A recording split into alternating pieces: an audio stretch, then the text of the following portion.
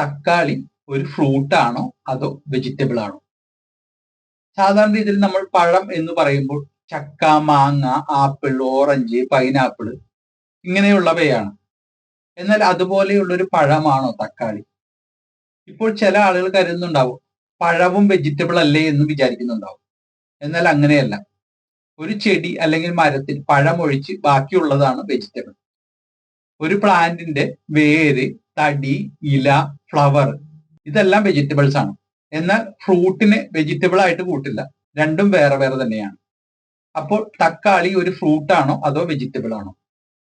ബൊട്ടാണിക്കലായിട്ട് ഒരു ഫ്രൂട്ടിന്റെ ഡെഫിനിഷൻ എന്താണെന്ന് ചോദിച്ചു കഴിഞ്ഞാൽ ഒരു ചെടി അല്ലെങ്കിൽ മരത്തിൽ പൂവ് ഉണ്ടായതിനു ശേഷം അതിന്റെ വിത്തുണ്ടാവുന്ന മാംസളമായിട്ടുള്ള ഭാഗമാണ് ഫ്രൂട്ട് എന്ന് പറയുന്നത്.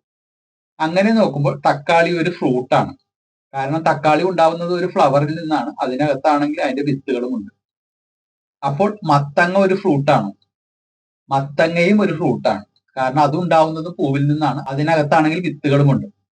അപ്പോൾ കുമ്പളങ്ങയും വെള്ളിരിക്കയും ഒക്കെ ഫ്രൂട്ട്സ് ആണോ? അതും ഫ്രൂട്ടാണ്.